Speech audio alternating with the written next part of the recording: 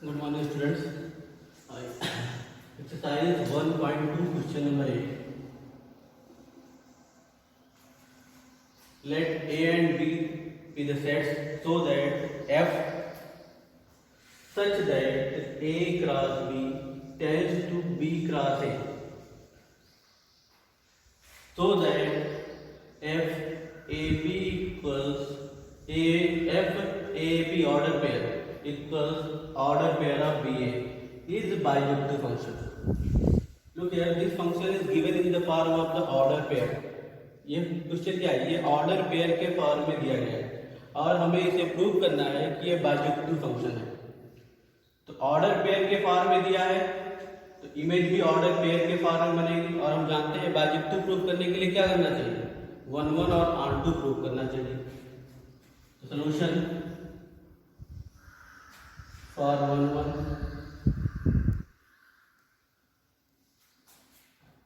1 के लिए कंडीशन क्या होती है?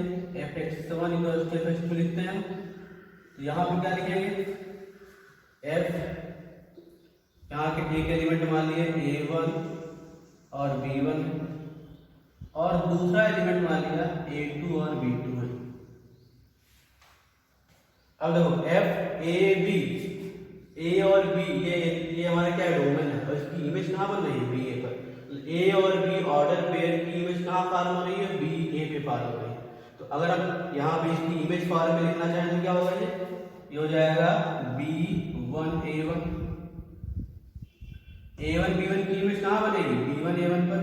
और A2 B2 की इमेज कहाँ बनेगी? B2 और A2 पर।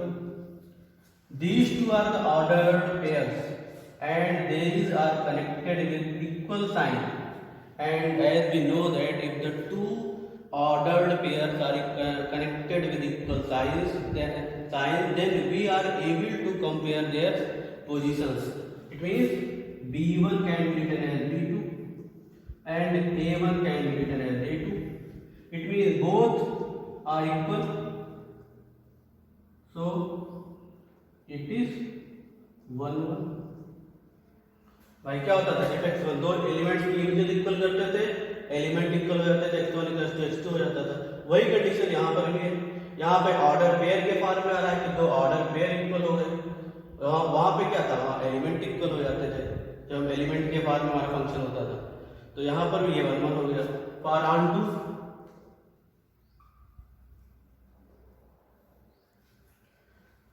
अब यहाँ पे A और B की इमेज कहाँ फॉर्म हो रही है? B और A पर फॉर्म हो रही है। It means for every x y belong to codomain set here। यहाँ पे B और A के टर्म में लिखा तो B और A ले लो, x और y। B and A belong to B cross A, then there exist A and B belong to A cross B। मतलब हर BA के लिए, हर BA के बोलने का क्या मतलब होगा कि हर ऑर्डर पेयर जो कि इस कोडोमेन सेट में लाई कर रहा होगा उसकी प्री इमेज हमें यहाँ पर दिखाई देगी। तो इट इज ऑन टू। अब इसे एग्जांपल से हम वेरीफाई कर सकते हैं।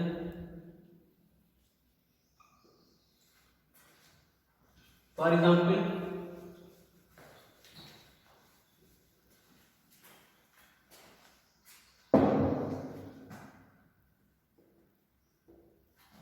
F1 2 की इमेज हम खोजना चाहें तो कहाँ मिलेगी? 2 1 पे मिलेगी। या बोल सकते हैं 2 1 की प्री इमेज कहाँ मिलेगी? 1 2 पे मिलेगी। अब जितने भी ऑर्डर पेयर हम बना सकते हैं B क्रॉस A में, सबकी कुछ न कुछ एलिमेंट, कुछ न कुछ प्री इमेज एग्जिस्ट करती रहेंगे। जैसे सपोज मैंने यहाँ पे 3 2 लिख दिया, अब इसकी प्री इमेज कहाँ रही होगी? 2 3 पे रही होगी। इसी तरह से कोई भी दो ऑर्डर पेयर हम B क्रॉस A से ले लें तो वो उसकी प्री इमेज मिल जाएगी। ये इसकी प्री इमेज है। इस तरह से ये इसकी प्री इमेज है।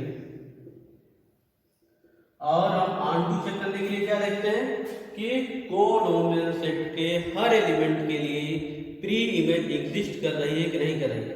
अगर हर एलिमेंट की प्री इमेज एग्जिस्ट कर रही है तो वो ऑन टू बन गया। या दूसरे वर्ड्स में ऐसा बोलते हो कि कोडोमेन सेट किसी न किसी डोमेन सेट के किसी न किसी एलिमेंट की इमेज हो, तो ऑन टू फंक्शन होता है। तो यहाँ पर हम देखेंगे कि हर एलिमेंट के लिए को डोमेन सेट के हमारे पास उसकी प्री इमेज अवेलेबल होगी।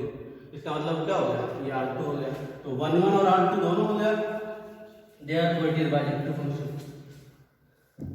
As f a cross b to b cross a is 1 1 and on 2, so it is बायजेक्टिव function.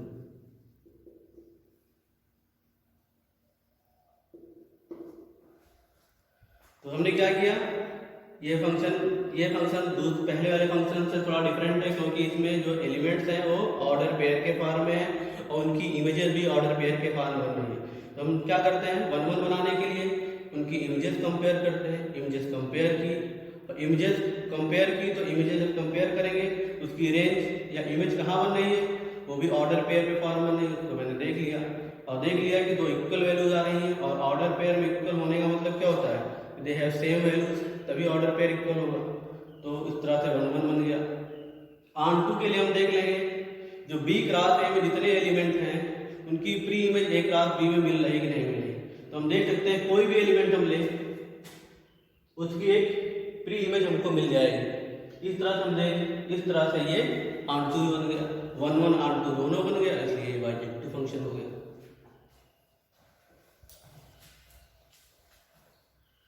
Come on the next question.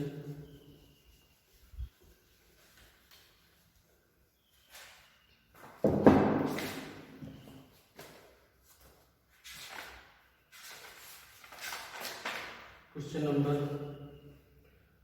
9, and sometimes it is asked in your board information. It is let f n to n be defined by fn equals n plus 1 by 2 if n is odd, n by 2 if n is even, for all n belong to capital N. State whether the function is bijective.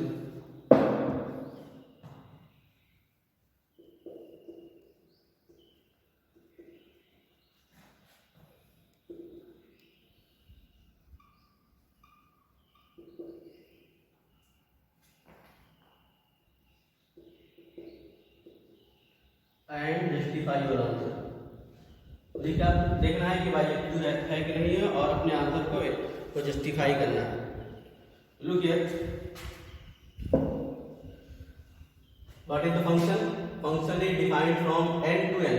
The domain is our domain set of natural number and it is our codomain. यहाँ से elements लेंगे और यहाँ image form होगी, दोनों natural number है। और किस तरह डिफाइन किया गया, F N equals n plus 1 by 2। ये कंडीशन कब राइज करेगी, जो हम यहाँ डोमेन ले रहे हैं वो ऑड होगा तो उसकी इमेज ऐसे इस डेफिनेशन से फॉर्म होगी, F N equals n plus 1 by 2 से। और अगर n इवन है तो उसकी वैल्यू n by 2 से फॉर्म होगी। State whether the function f is bijective और नॉट। हमको प्रूव करना है कि फंक्शन f बायजेक्टिव है कि नहीं। सोल्यूशन, अब देखो बायजेक्टिव प्रूव करने के लिए क्या चाहिए, 1 1 और ऑन टू चाहिए। तो मुझे अगर दोनों मतलब 1 1 और ऑन टू में से कोई भी एक कंडीशन होल्ड नहीं कर रही, जैसे मैं 1 1 चेक कर रहा हूँ 1 1 नहीं होल्ड कर रहा है, तो ऑन टू चेक करने की जरूरत नहीं है, क्योंकि जब दोनों कंडीशन होती है तभी बायजेक्टिव होता है। जैसे सपोज मुझे इक्विवेलेंट प्रूव करना है, रिलेशन की बात करें तो इक्विवेलेंट में रिफ्लेक्सिव देखने गया, रिफ्लेक्सिव नहीं हो रहा है, तो सिमेट्रिकल और ट्रांसफॉर्म चेक करें या ना करें वो इक्विवेलेंस रिलेशन नहीं बन सकता, क्योंकि इक्विवेलेंस बनने के लिए तीनों कंडीशन का एक साथ होल्ड करना कंपलसरी है। उसी तरह से बायजेक्टिव बनने के लिए 1 1 और ऑन टू दोनों होना चाहिए। इसमें से कोई भी एक नहीं हो रहा है तो वो बायजेक्टिव नहीं बनेगा। तो हम पहले 1 1 से चेक करते हैं, अगर 1 1 होगा तो फिर R2 भी चेक करेंगे, और 1 1 ही नहीं है तो फिर R2 हम ना भी चेक करें तब भी काम चल जाएगा। तो हम फॉर 1 1, अब 1 1 में दो कंडीशन दी है। 1 1 में क्या करते हैं, हम डोमेन सेट के दो डिफरेंट एलिमेंट्स को कंपेयर, एलिमेंट्स की इमेजेस कंपेयर करते हैं, और इमेज कंपेयर करने पर अगर एलिमेंट इक्वल हो जाते हैं तो हम उसे 1 1 फंक्शन बोलते हैं। तो जरा यहाँ पर देखो, यहाँ पे दो कंडीशन तो यहीं पे दी है, मतलब ये एन ऑड पे कंडीशन है, एन इवन पे कंडीशन है, और एन हमारा है कहाँ से, यहाँ नेचुरल नंबर से दिया गया है। नेचुरल नंबर में इवन भी होते हैं, ऑड भी होते हैं। तो हम क्या कर सकते हैं, मान लेते हैं कि हम n1 और n2 जो दो डिफरेंट एलिमेंट्स लेने जा रहे हैं वो दोनों ही ऑड हो। Let n1 and n2 both are odd. अब क्या होगा, f n1 equal f n2 करेंगे, दो डिफरेंट एलिमेंट्स की इमेजेस इक्वल करेंगे, और चूंकि दोनों ऑड है इसी रूल को फॉलो करेंगे। fn इक्वल्स n प्लस 1/2, यहाँ रखेंगे n1 plus 1/2 equals n2 plus 1/2।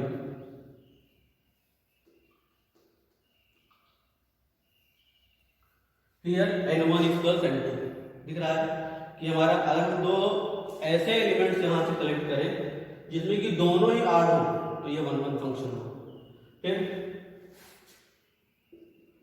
For second condition इसी 1 1 की,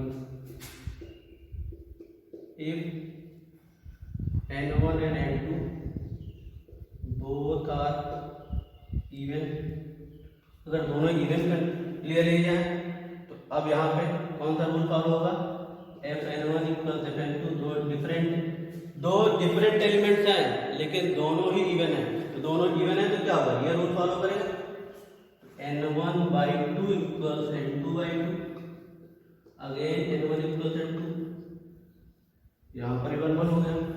एक और कंडीशन हो सकती है, एक ऑड ले एक इवन ले ले, क्योंकि हमारे पास तो हर तरह के एलिमेंट्स हैं, हम दो ऑड ले लेंगे तब भी 1 1 हो जाएगा। मतलब ऐसे वो क्या हो गया, खाली हम ऐसे एलिमेंट का कलेक्शन कर रहे हैं जिसमें कि दो ऑड ही हैं, तो उस कंडीशन में उनकी डिफरेंट इमेजेस दिखेंगी। जैसे सपोज इसके लिए एग्जाम्पल जैसे मान लेते हैं, हमने 1 ले लिया तो 1 की इमेज कहाँ पर होगी, इस रूल के अकॉर्डिंग 1 प्लस 1/2 दैट इज 1। फिर मैंने 3 ले लिया तो 3 प्लस 1/2 दैट विल बी 4/2 और 2। तो हम देख रहे हैं सबकी एलिमेंट्स की, जब हम खाली ऑड ले रहे हैं तो सबकी इमेज क्या बन रही, डिफरेंट बन रही है।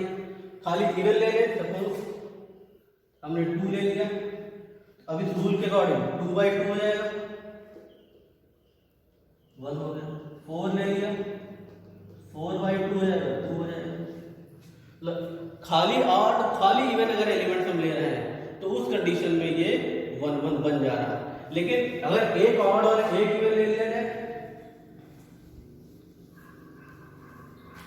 थर्ड इसी 1 1 चेक करने की third condition,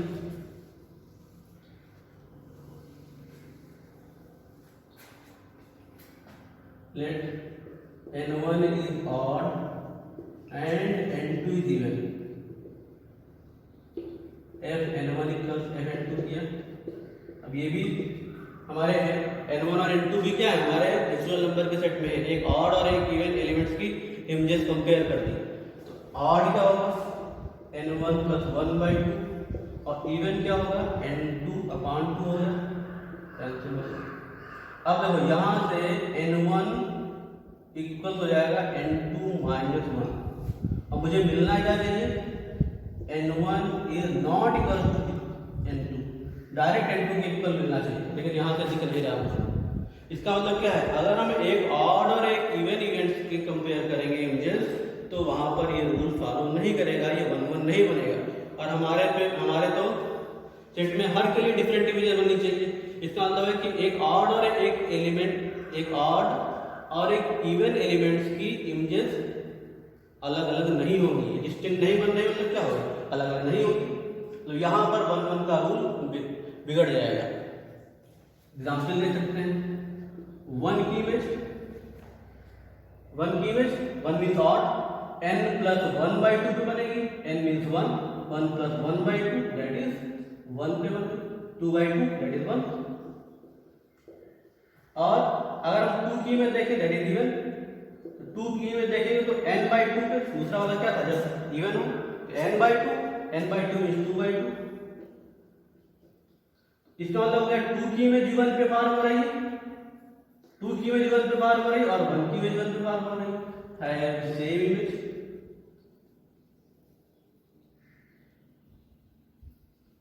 so it is not 1 1 function, क्योंकि हमारे जो डोमेन सेट में हमको दिखेगा कि 1 की इमेज भी 1 पे फॉर्म हो रही है, 2 की इमेज भी 1 पे फॉर्म हो रही है, तो यहाँ पे होना क्या चाहिए, सबकी डिफरेंट डिफरेंट इमेजेस होने चाहिए। तो ऐसी कंडीशन में क्या हो गया, ये 1 1 नहीं रह जाएगा। और हमको तो सब पूरा सेट देखना है, नेचुरल नंबर का सेट, खाली इवन को नहीं ले सकते हैं, खाली ऑड और इवन नहीं ले सकते, सबको पूरे को देखना है। तो ऐसी कंडीशन पे ये 1 1 नहीं रह जाएगा, और 1 1 नहीं है तो it is not bijective. Answer check करने की जरूरत नहीं है, क्योंकि बाइजेक्टिव बनने के लिए 1 1 भी होना कंपलसरी है, 1 1 नहीं होगा तो बाइजेक्टिव नहीं बन पाएगा। तो इस तरह से हम इसको वेरीफाई कर सकते हैं, अपने आंसर को जस्टिफाई भी कर सकते हैं। इसका एक और क्वेश्चन लेते हैं, और इसके बाद 2 मल्टीपल चॉइस क्वेश्चन है, and I suppose you are able to do, आप कल ले जाएंगे।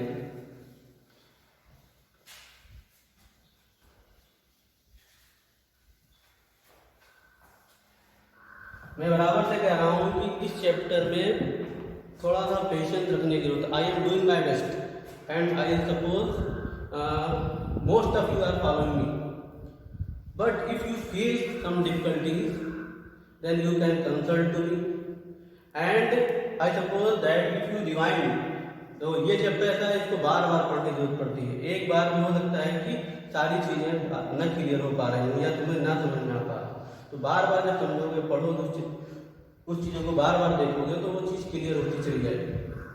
बहरहाल हम प्रयास करेंगे कि हर चीज़ तुम्हें यहीं पर क्लियर हो। धीरे धीरे पढ़ा रहा हूँ, समझा रहा हूँ, फिर भी हो सकता है कहीं पर कोई दिक्कत रह जाए, उसके लिए तुम कंसल्ट कर सकते हो, पूछ सकते हो।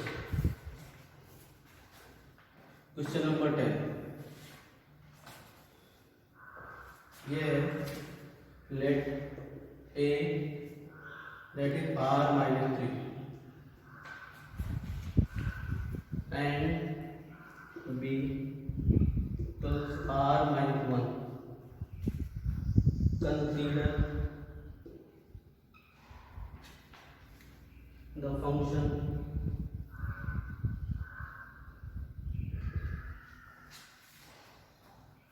f a to b defined by fx equals x minus 2 upon x minus 3 is f11 and on 2 justify the answer।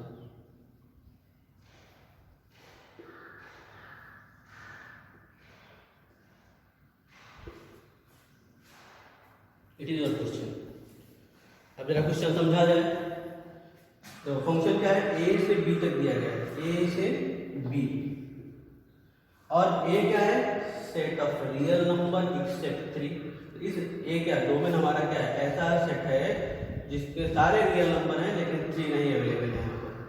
और को डोमेन क्या है, set of real number accept 1, इसमें 1 नहीं है बी में हमारे पास। और फंक्शन कितना डिफाइन किया गया है, x minus 2 upon x minus 3। अब ये कह रहा है कि क्या ये फंक्शन 1 1 और ऑन 2 होगा, अपने आंसर को आप जस्टिफाई करें। तो जरा क्वेश्चन पे चला जाए, 1 1 और ऑन 2 देखा जाए इसका।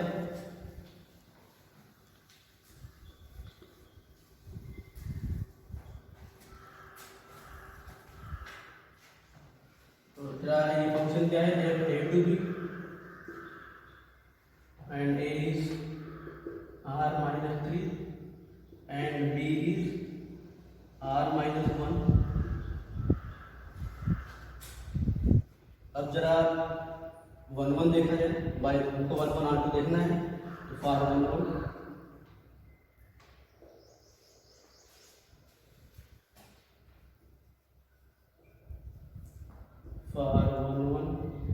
1 1 के लिए क्या करते हो, इमेजेस इक्वल करते हो, fx1 इक्वल टू fx2 करते हैं।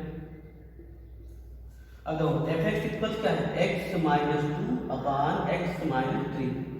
मुझे x1 के टर्म में एक क्वेश्चन लिखना है, क्या हो जाएगा, fx1 इक्वल x1 माइनस 2 अपान x2 माइनस x1 माइनस 2 अपान x1 माइनस 3, x1 माइनस 2 अपान x1 माइनस 3। इसी तरह से x2 वाला क्वेश्चन, x2 माइनस 2 अपान में x2 माइनस 3। मुझे देखना है कि क्या x1 इक्वल्स x2 होगा कि नहीं होगा। तो जरा देखो, इसका क्रॉस मल्टीप्लिकेशन कर दिया,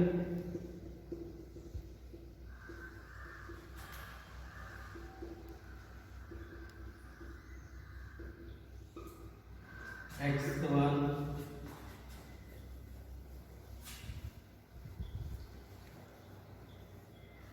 x1 x2 minus 3x1 minus 2x2 plus 6 x2 x1 minus 3x2 minus 2x1 plus 6।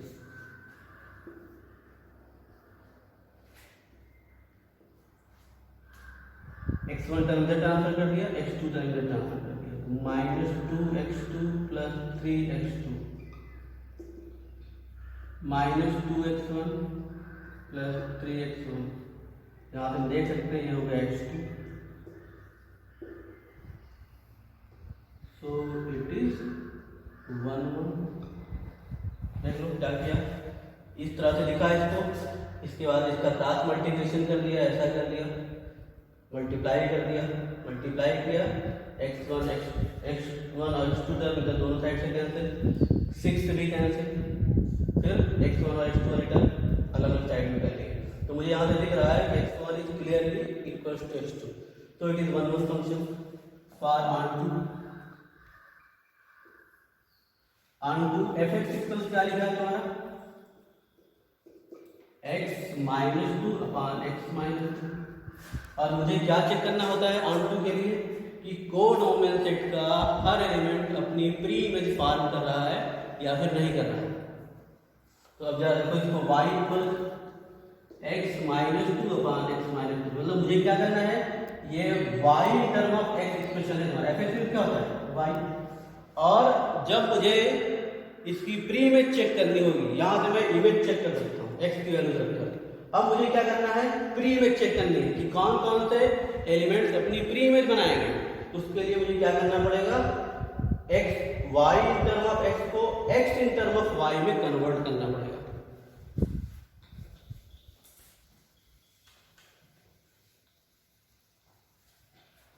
Cross multiplication कर दिया, यहाँ पे अपान 1 है, इसका मल्टीप्लिकेशन यहाँ पर, तो x y माइनस 3y हो गया इक्वल्स x y, अब सॉरी अपान में 1, ये 1 हमारा है 1 x minus 2, x y minus 3y 1 के साथ x माइनस 2, x वाले टर्म में एक साथ कर ले, x y माइनस में और ये प्लस 2 हो जाए,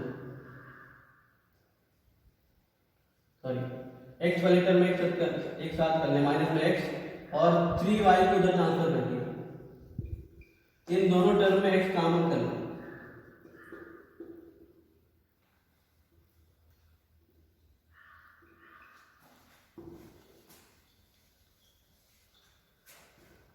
अब x को लिख सकते हैं 3y माइनस 2 अपान y माइनस 1, और ये हमारा कहाँ पे लाई कर रहा है, y बिलोंग टू b, और b हमारा सेट क्या है r माइनस 1, मतलब इस सेट में अब यहाँ पे अगर हम 1 रख देंगे तो क्या हो जाएगा, x की वैल्यू अनडिफाइंड बन जाएगी, 1 रख देंगे तब, लेकिन 1 हमारे 1 और ये y हमारा कहाँ से लिया गया है, b से लिया गया है, और b सेट में 1 अवेलेबल ही नहीं है, तो हमारे पास 1 है ही नहीं है, तो हम इसको यहाँ पे कैसे रख पाएंगे।